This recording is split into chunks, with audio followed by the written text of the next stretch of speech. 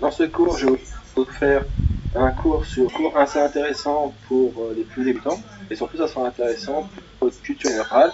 Ça vous montrer que vous savez de quoi vous parlez et que vous n'êtes pas juste quelqu'un qui... Pour commencer, on va se poser la question, c'est quoi Linux? C'est vrai, quand on découvre le truc, on se dit mais est-ce que c'est un logiciel ou un système Linux légal? Comment ça se fait que c'est possible de pouvoir avoir quelque chose à l'installer sur mon ordinateur? Donc on va répondre à toutes ces questions.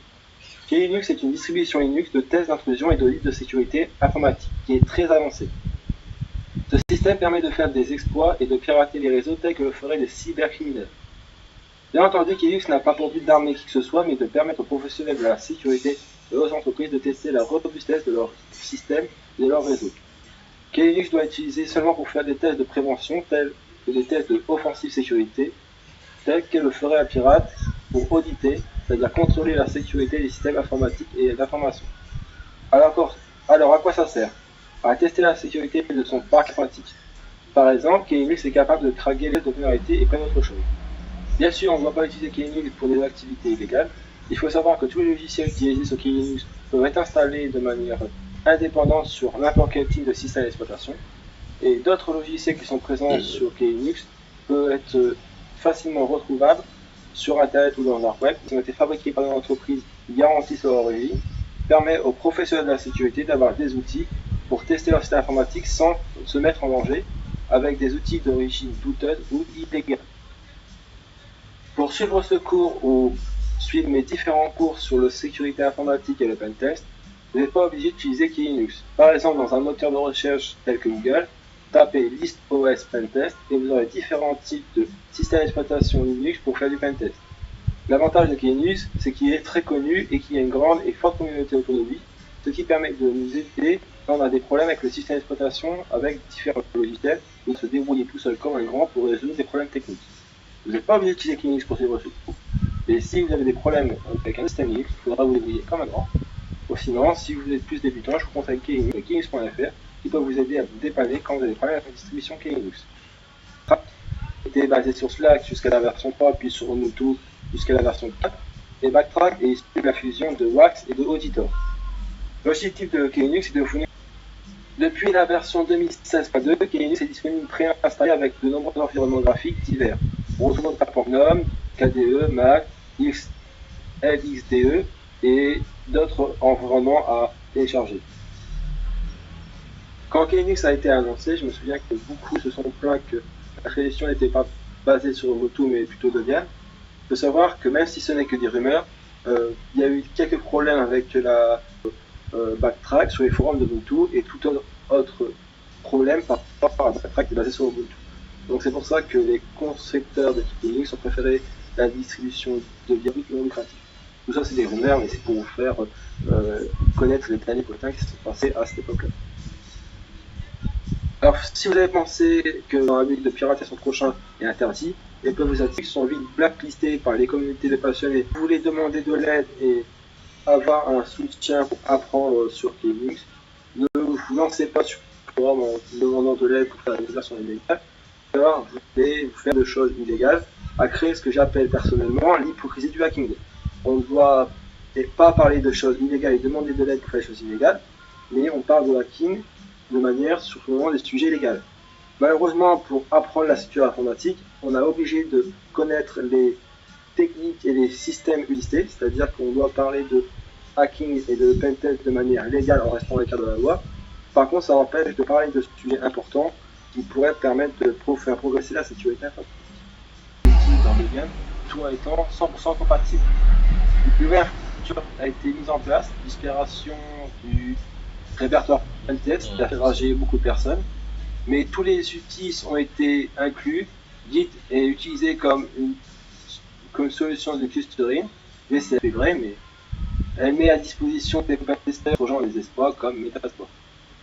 Une étude réalisée vers la fin de 2011 a indiqué que ces distributions ont été utilisées par plus de 4 millions de personnes dans le monde, ce qui est beaucoup comparé à... Je sais, peut-être vous êtes déçus parce que je ne vous ai pas appris des trucs de piratage, et surtout parce que ça peut permettre, par exemple, lors d'un entretien d'embauche, tout ce qu'il vous. Merci de m'avoir écouté, je vous dis à tout de suite ou à très bientôt dans un prochain cours. Salut, à plus.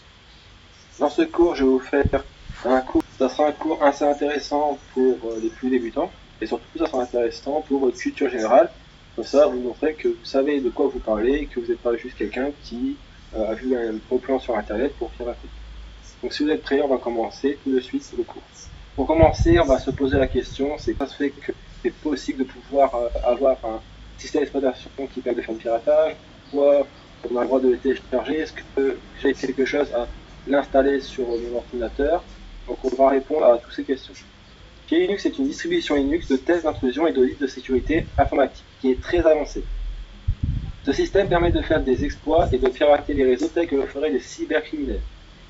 Bien entendu, Linux n'a pas pour but d'armer qui que ce soit, mais de permettre aux professionnels de la sécurité et aux entreprises de tester la robustesse de leur système et de leur réseau. Linux doit être utilisé seulement pour faire des tests de prévention, c'est-à-dire contrôler la sécurité des systèmes informatiques et d'information. Alors, à quoi ça sert? À tester la sécurité de son parc informatique. Par exemple, Linux est capable de craquer les tests de vulnérabilité et plein d'autres choses. Bien sûr, on ne doit pas utiliser de manière indépendante sur n'importe quel type de système d'exploitation. Et d'autres logiciels qui sont présents sur Linux peuvent être facilement retrouvables sur Internet ou dans l'art. Ils ont été fabriqués par une entreprise garantissent leur danger avec des outils d'origine douteuse ou illégale. Dans un moteur de recherche tel que Google, tapez List OS Pentest et vous aurez différents types de systèmes d'exploitation Linux pour faire du pentest. L'avantage de Linux, c'est qu'il est très connu et qu'il y a une grande et forte communauté autour de lui, ce qui permet de nous aider quand on a des problèmes avec le système d'exploitation, avec différents logiciels, ou des problèmes techniques avec le système Linux. Contrairement à d'autres systèmes de pentest qui sont moins populaires, où on doit se débrouiller tout seul comme un grand.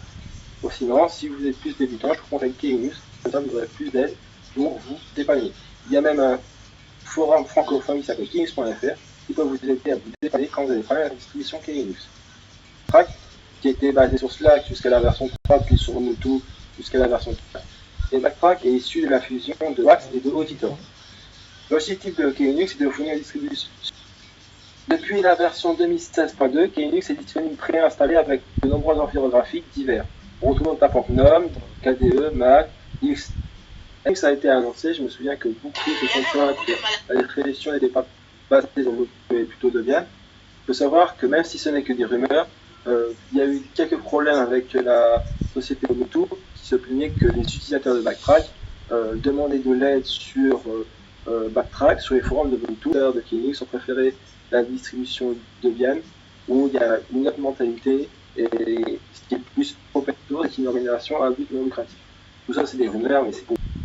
Alors si vous avez pensé que vous avez trouvé le saint graal du pirate en découvrant le Linux, il faut savoir que l'utilisation de Linux dans la lutte de pirater son prochain est interdite et que vous sont vite blacklistés par les communautés de passionnés et d'experts en sécurité auprès de qui s'attirent les foudres sur les forums. Donc si vous voulez demander de l'aide et avoir un soutien sur Linux, ne pensez pas sur demandant de l'aide pour faire pas plein de choses illégales, mais on parle de mettre les techniques à subsister, c'est-à-dire qu'on doit parler pour permettre de faire progresser la sécurité informatique. Linux est une refonte